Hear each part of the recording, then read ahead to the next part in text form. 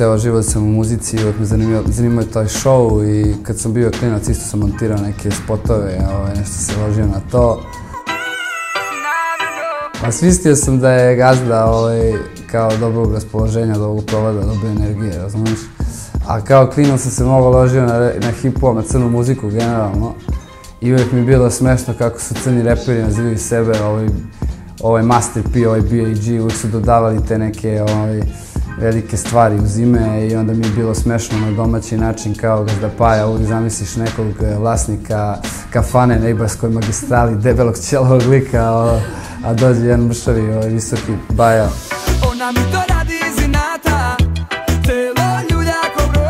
Ja da sam napisao sve te pesme, morao sam da nekako budem među ljudima, razumeš, da bi to zapisao, među narodom, tako da sam ja najveći narodnjak. Ma koliko kupio sve tekstove i sve instrumentale, moraš da daš barem 10% iskrenosti tu. Mislim da to čini velikog izvođača, kad daš što više tog nekako real talka u svojim pesmama i stvaralaštvu. Igram igru kao profi, pametni potezi, Jokić. Sad u skorije vreme rekako mi je Coma najdraža zato što, ne samo zbog pesme, nego znaš ono kad ti kažu budi svoj, pre te pesme ja sam bio malo i skeptičan kako će prođe, kako sve kad je prošlo, ja sam tu skapirao u stvari da je to najteže, ali i najljepše i onda kao budite svoji.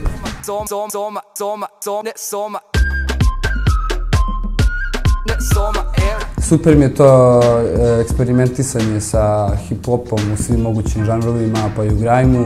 To je bila jedna naša ideja, već je prošlo 5, 6, 7 godina, ali pozdravljam i Young Palkita i Vojketa i mogli bi skoro da se nađemo i da drvnemo neke da grajemo pesme.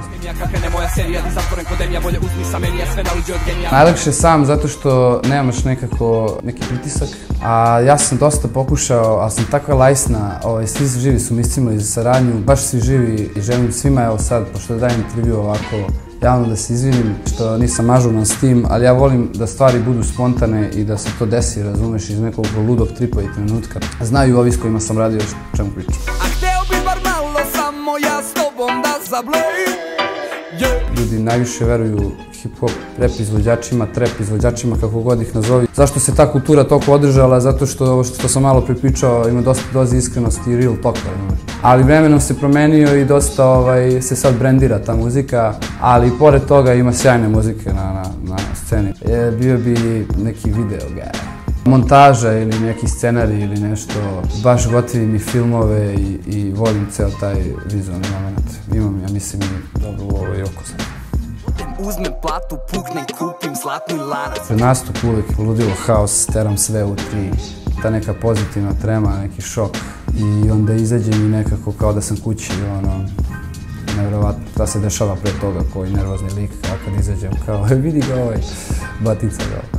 Strumice u Makedoniji i imao sam priliku da nastupam baš pred više od 30.000 ljudi.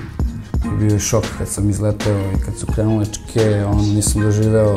Ta energija i taj vibe koji ti daju ljudi, nevjerovatno. Znaš, dosta ljudi svi bacaju flaši i ne možeš da ih vidiš do kraja i svi se vesele, znaš, nekako, mislim da je to najskuplja stvar na svetu. Znaš, i ovi fudbaleri, ja mislim kad daju gol, kad krenu svi da skandiraju, ja mislim da se oni navuku više na to nego na te pare i neke gluposti što imaju u tu karijeru. Stvarno niste normalni! Ma stvarno nismo normalni! Tesla. Šta mene fascinira od njega, spustio je sve te apstraktne stvari na zemlju, razumeš, i religiju i sve te druge priče je stavio kroz nauku i kako sve to može da funkcioniše, kapiraš. I kako stvari ljudi mogu sami sebe da kontrolišu i da biraju svoj pravac, da li pozitivni ili negativni, znaš, do njih je i on im je objasnio da s te pozitivne strane ima mnogo lepih stvari ako se odlučiš za to. Tesla, širim energiju kao Tesla, Tesla, Nikola Tesla. Znači, pokušavam kroz neke pesme da dočaram tu sadašnjicu i to ja moram nekako da uredim i volim to da radim i nekako mi se radi to. I to je sad zaživjelo i meni to ekstra i idemo dalje. I sad sam ušao u mnogo gotivne stvari, mnogo gotivne budžete. Imam baš slobodu da se igram i sa vizualnim stvarima i sa produkcijom. Želim da pozdravim DJ AS1-a i Čeku, moj glavni producent iz Ciriha, kao i dosta ljudi ovde, znaju svi ko su, moju ekipu Đans, Kurtoazija.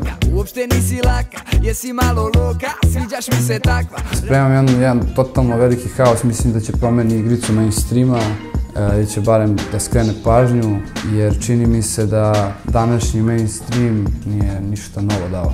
I mislim da će sad to bude zbirno sledeće 2 godine. Evo samo pogledajte na trendingu, uvek neka od rap glava ili s te neke urbane scene, tako da će to bude haos.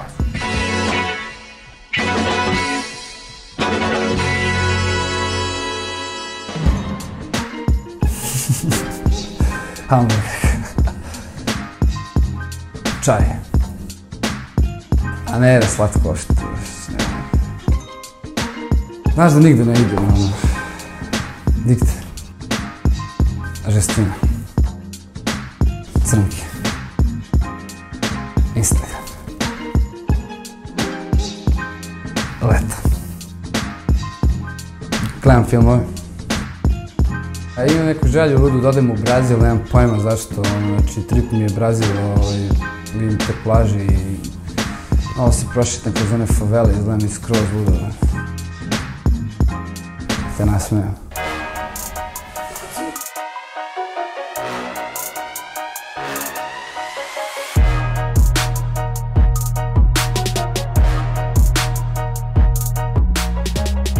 Možda skroman, eto, duhovit i zgodan, motofokus.